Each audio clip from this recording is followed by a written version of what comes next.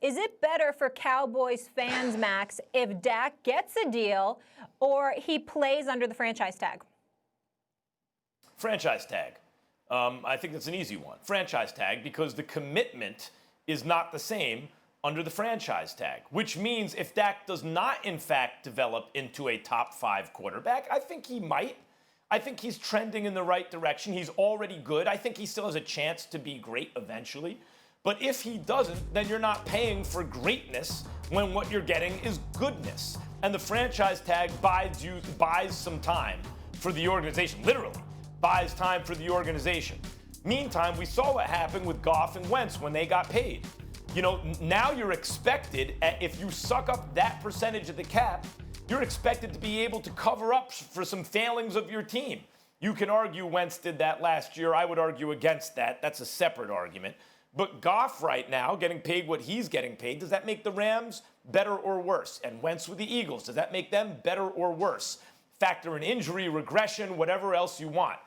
Dak Prescott, if he in fact turns out to be great after you franchised him twice, well then, you can then sign him to a long-term deal.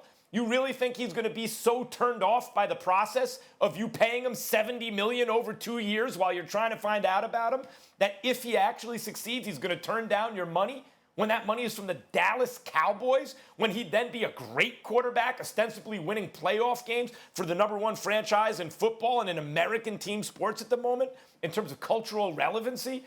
No, I don't think he would. So I fail to see the downside for Cowboys fans by franchising Dak. Well, first of all, let me say this. I don't give a damn about a downside for Cowboy fans because I despise them. I can't stand them. They make me sick. And anything that's a downside for Cowboy fans makes me happy. So let's be very, very clear about that. I don't know if that's the right way to put it in your case, Max, because, I mean, we don't need to have a conversation. Anything that contributes to a Dallas Cowboy fans' downside, I'm all for. Now, having said all of that, let me tell you why I believe a long-term deal would be better than a franchise tag. And Tim vibe with me on this here. On many, many occasions, although I'm not here to dismiss anything that Max said because I think he makes valid points, and I'm not even disagreeing with it. I'm just saying another side to this needs to be considered.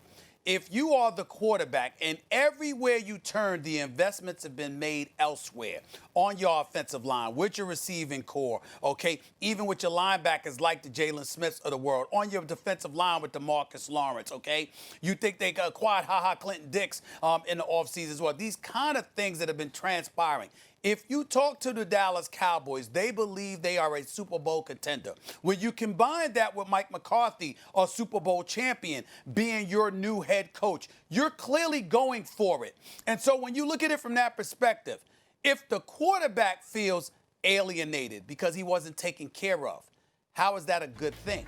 We can talk all we want about the franchise tag year now, and then it could be another one attached next year. But ultimately, the leader of your franchise is the one that you didn't invest in long term. You've dealt with on a year-by-year basis, showing no faith in him despite the fact he's never missed a game. It made back-page news when he missed one practice during the whole kneeling situation involving Colin Kaepernick and Jerry Jones's well-renowned position that no player of his would take a knee. He wouldn't allow them to play and all of this other stuff. The umbilical cord to upper management and the front office essentially was not your coach, but it was your quarterback who marched lockstep with you and supported everything that you wanted done. He brought continuity, he brought professionalism, he brought reliability, and so on and so forth to this franchise. And this is the one you leave hanging? We're playing year to year, wondering every week whether or not he's going to jeopardize his long-term aspirations. I don't know if that's a good thing. A matter of fact, I think it's hazardous to the health of the Dallas Cowboys franchise, and that's where I'm coming with that. That is why I believe it's not a good thing to just franchise him back-to-back as opposed to giving him a long-term deal. I think it's a terrible thing for the Dallas Cowboys fans or the prospects of them, achieving what they want to achieve, which is ultimately a Super Bowl.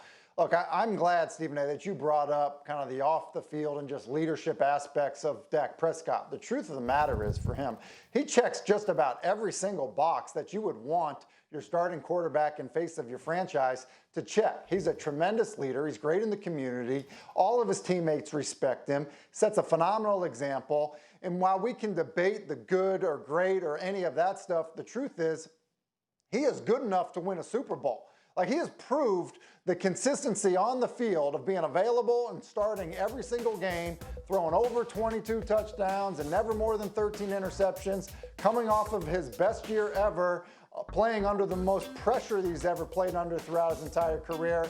Like, he is the answer for you at the quarterback position if you're the Dallas Cowboys.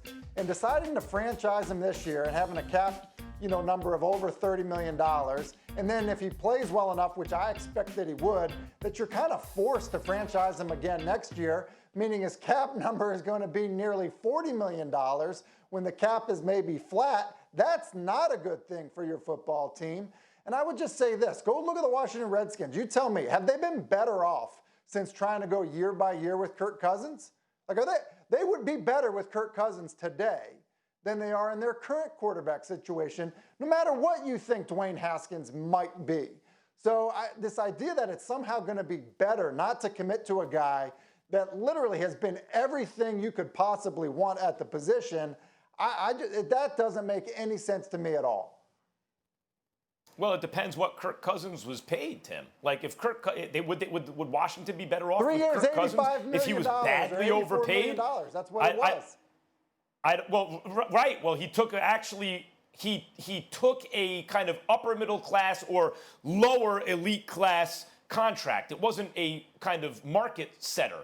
Dak wants a market setter. Not at the time. So you Max. look at DeMarcus Lawrence. Of course, the quarterback is more important, but DeMarcus Lawrence is a better player for his position than Dak is for his. Ezekiel Elliott's a better player for his position than Dak is for his. Neither one of them are going to make what Dak has already been offered.